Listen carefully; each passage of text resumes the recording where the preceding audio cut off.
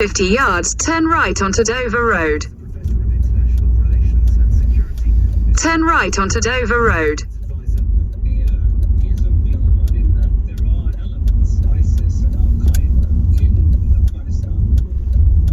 Continue for 1.5 miles.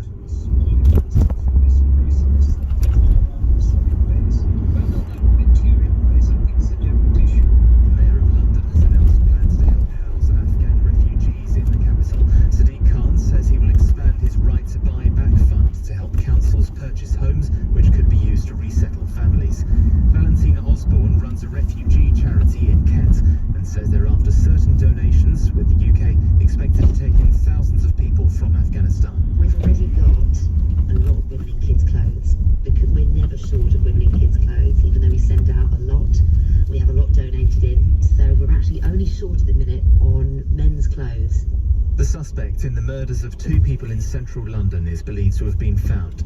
A man was discovered on a canal barge in Ealing yesterday. He had serious injuries, which officers think were self-inflicted. Police had been looking for 49-year-old Lee Peacock over the deaths of Clinton Ashmore and Sharon Pickles in the Marylebone area last week.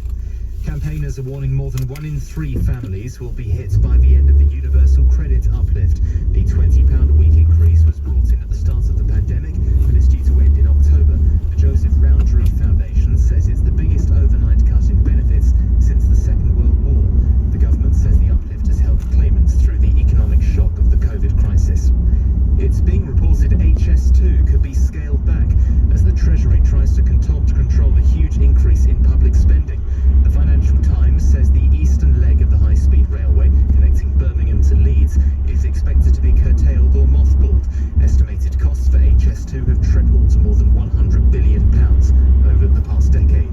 In the city, the FTSE 100 will reopen at 71.50 after closing up 24 points yesterday. The pound buys $1.37 and €1.16.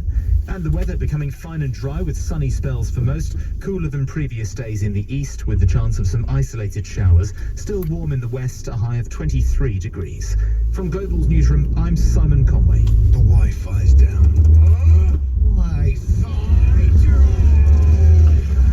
This is broadband rage. It happens when your internet drops out and the red mist descends. Why suffer like this? Get the UK's first unbreakable Wi-Fi. Only BT's new hybrid home broadband is backed up by EE's mobile network. One day all broadband will be like this. 4G coverage required. 4G connection takes up to 175 seconds. Verify bt.com/verifyhybrid.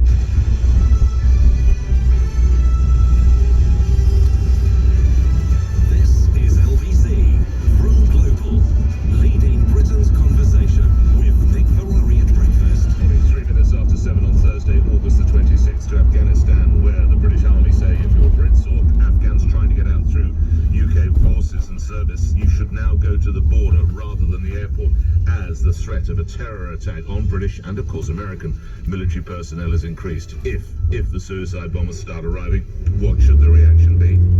In other news, the chances of actually putting together a comprehensive inquiry into how COVID came about apparently are starting to dim due to, in many cases, a lack of cooperation. Dr. Maria Van Kerkhove is the World Health Organization's technical lead. We have heard from Chinese colleagues that studies are underway. We want the origins work to be scientific, transparent, urgent, and inclusive. Back to London, and Extinction Rebellion can protests continue. Here's one of their number, Rebecca. There is no planet B. Our survival requires that all nations work together to change the world for our human security. Quite how they can be dancing in the street as 12-year-old girls are being dragged off in Kabul to be sex slaves is beyond me, but there we are. And the report as regards to the use of tasers by police that says they need better guidance. John Knott chairs West Midlands Police Federation. Officers welcome the ability to be able to use and to carry taser, committed to making sure that taser is used appropriately and effectively, and that officers are suitably trained. Nick Ferrari at breakfast. Call 0345 6060 973.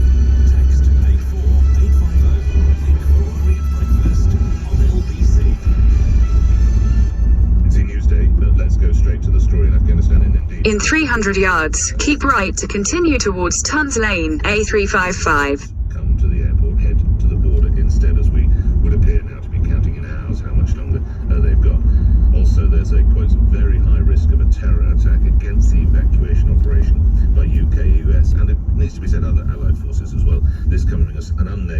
a British source. The group that's of most Keep right. IS or Islamic State affiliate called ISIS-K or Islamic State Khorasan. We're going to tell you more about ISIS-K in just a moment. But addressing this, US Secretary of State Antony Blinken yesterday.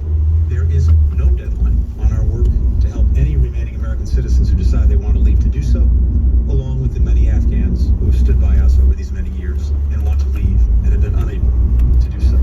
That effort will continue. In a quarter of a mile, at the roundabout, take the first exit onto the M4 slip road to London, Heathrow Airport. Very real possibility of an ISIS-K attack. We're taking every precaution, but this is very high risk. I need to tell you later in the hour we're joined by Armed Forces Minister James Heappey, who hopefully will give us a better idea of a timeline on that. But prior to that, let's get a sense of what might be going on in the ground. First to Ash Alexander Cooper, who served in the British Army as a colonel, including 8 tours of Afghanistan, and was a senior advisor to the Ministry of Internal Affairs in Afghanistan. Thank you for coming on the show, Colonel. As you understand it, what will the orders be to British military personnel if mortar fire suddenly comes down on the airport, or indeed suicide bombers try to penetrate the surrounds? Good morning to you. Good morning, Nick. I'm not siding. In a quarter of a mile, merge onto M4. Well, understand that these kinds of threats have existed for many days and weeks, if not years, in many parts of the country. So all the troops that are there now are fully prepared for this kind of thing. Clearly, their vigilance will be heightened with the latest threat warnings that appear to be coming out about the threats from ISIS-K and others.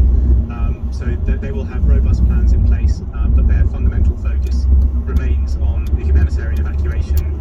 But they want to do that and need to do that as safely as possible in coordination with our allied partners and US and others. The speed with which the Taliban has taken most of the country, and indeed Kabul, and seems to be in control, as a military bloke who served there numerous occasions. Continue on M4 for 9 miles. I think the thing that surprised me the most was how quickly the leadership melted away.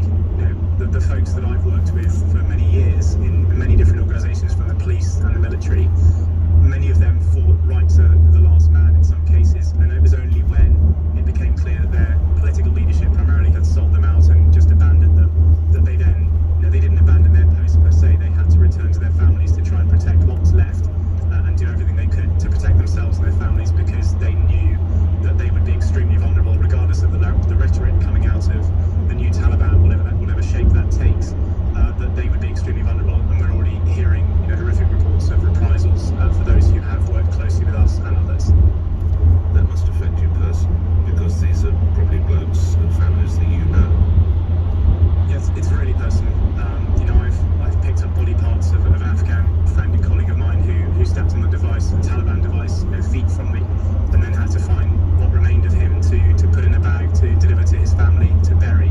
I've carried a pilot who was shot down along with 18 of his colleagues by a Taliban rocket, and many others that I've either been with or seen killed and maimed by terrorists and Taliban and others. So it is extremely personal, and one has to try and separate a little bit the emotion, because we have a job to do as a nation to look after these people and do the right thing.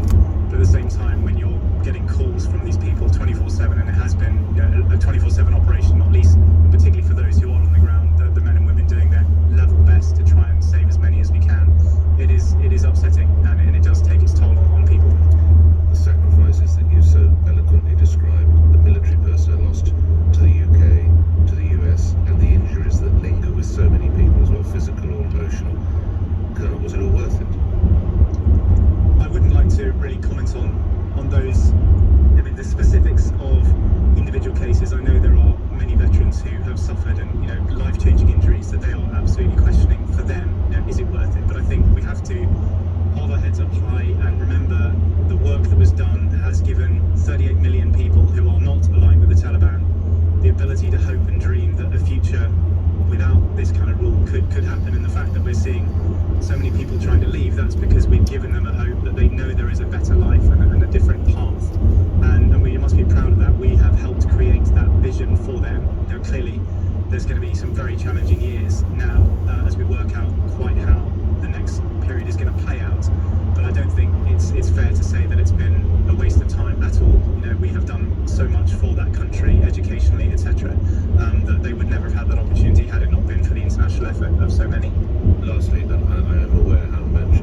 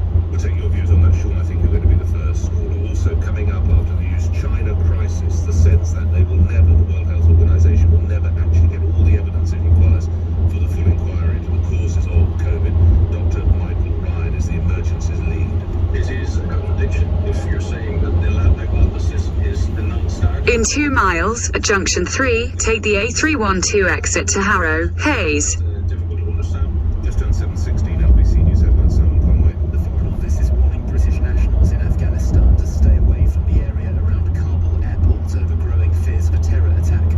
The suspect in the murders of 2 people in central London is believed to have been found by police. A man has been arrested on suspicion of contaminating food with a syringe at 3 supermarkets in West London.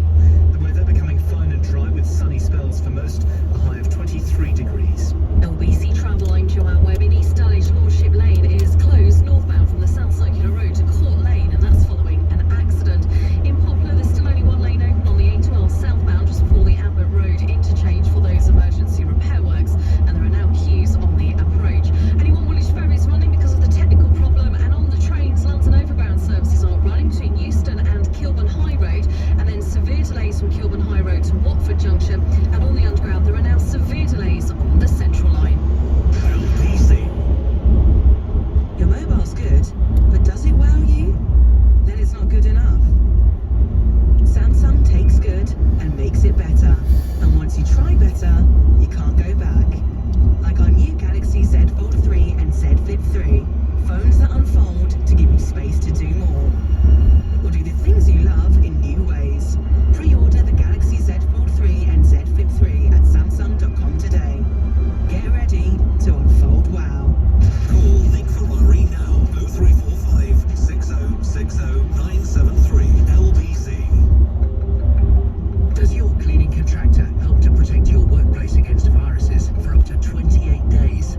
If your cleaning contractor is ice cleaning, the answer's yes. Ice Shield uses electrostatic technology, giving you peace of mind for a safer working environment for up to 28 days. Protect your team and workplace with Ice Shield from Ice Cleaning, the UK's cleaning experts. icecleaning.co.uk. In a quarter of a mile, at junction 3, take the A312 exit to Harrow, Hayes. Calling at Mates Night Out, Romantic Bistro, and Lovely Country Walk. For connecting services to tea with Granny, passengers are advised to change at Trendy Museum. Journeys beyond 4 walls again. Well, Exit at junction 3. nothing reconnects us to the people, places, and things we love, like rail. Let's get back on. In a quarter of a mile, at Cranford Parkway interchange, take the 3rd exit onto the Parkway, A312. Even more flexible. It'll raise and lower into any sitting or standing position at the touch of a button. And now comes with built-in USB-C and wireless smartphone charge points. Available for same-day dispatch for just $3.99, including free delivery. The future is flexible at mysmartdesk.co.uk. Rated excellent on Trustpilot. Getting in the car on a cold winter's morning, you don't even want to touch the steering wheel. And by the time the car's heated up, you're already at your destination. At Honda, we listen to the chattering of teeth. And we made an app for the new Honda E. So you can control your car remotely, warming it up while you eat your toast and checking its charge while finishing your coffee. The new Honda E. Honda, the power of dreams. I am sorry. You have progressive memory loss. When you hear these words, the outlook is bleak. But at Recognition Health, the brain and mind experts, we're working to change that. Volunteer for our clinical studies to receive free access to a new generation medication, as well as comprehensive medical screening. With your help, we can change the future of MCI and Alzheimer's disease. You have progressive memory loss. But here's what we can do. Go to brainandmindexperts.com. Nick Ferrari at breakfast on LBC. Call 0345 6060 973.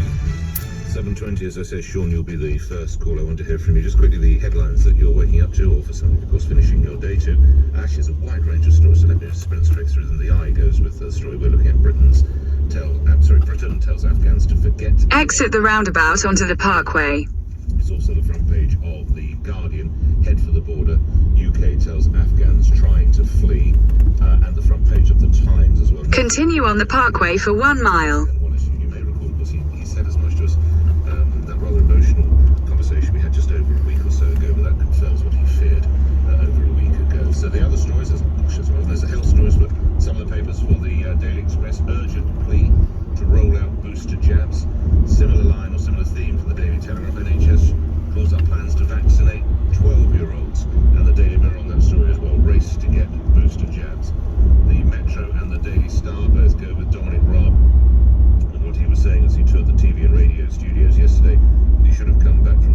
told us this last week as well, actually. He should have come back from holiday. With hindsight, he should have come back from his holidays a little bit earlier. And his bizarre claim that the sea was actually closed when he was on that luxury resort. The Daily Mail picks up on the latest claims concerning the Duke and Duchess of Sussex. Courtiers are accused of plotting against Meghan. Prince William is said to be furious over the interview with Oprah Winfrey, and Harry and Meghan considered naming the so-called royal racist. We'll look at that in more detail later in the show. And lastly, The Sun, a story I think they led with earlier in the week. Katie Price has told friends she cannot face a court appearance, meaning the case against her alleged attacker could be dropped. She says that, well, she has the physical scars as well. There's too much emotional damage to go through that court appearance, so we'll park that one there. Okay, Sean, you know, Captain, you're ex-military yourself, Sean. Did you go to Afghanistan? Good morning. No, Nick, I was the guy who said through the 80s. Oh, you've moved, haven't you? Where did you used to be in Matfield? That's why I got confused. Yeah, okay. Yeah, I've got land left up back in Matfield. Hopefully, I can come back one day. Right. Okay. Yeah, well, you know, road Tommy's was planning department. Let's see how we get on. All right. When I was a soldier, though, the discipline was when you withdraw from anywhere was the advance party went first, the main body then left, and the rear party stayed behind till everything was settled. Right. What Biden's done is just made a unilateral decision to cut and run, not discussing this with anybody, because this is what should have happened. The rear party would be there now, stabilising the Afghani army, stabilising the systems, protecting universities and all the rest of it, protecting the airport. Yeah. And we could still be there for 10 years, like we were in Cyprus now, as we discussed before. Yes. Still there in Cyprus, keeping the Turkish apart from the Greek Cypriots. Instead, we've cut and run. And this is going to get highly volatile now. If we lose one soldier out there, Nick, for a terrorist bomb, on Biden's head be it. Now, I'm with you, but as a former military bloke yourself, of course, I have to say that Biden and his supporters would point out this deadline was not set by them, it was set by President Trump in a rather dodgy deal in Doha, and they are just honouring the terms and the date. As I understand, Donald Trump put penalties on this summit. They had to adhere to certain procedures, and I would suggest that the military people he surrounded himself with would have put forward that proposal that we have to come out tactically and leave that rear party behind until things were set. I know Donald Trump had done a deal with Taliban anyway to do the drilling for the lithium. You know, it'd have been a completely different story. Won't be tied one soldier. The people who are listening now, Nick in the military, live with Donald Trump, who've got the scars from that active service tours, and I'm one of them. In a quarter of a mile at Wagoners Roundabout, take the second exit and stay on the Parkway, A312.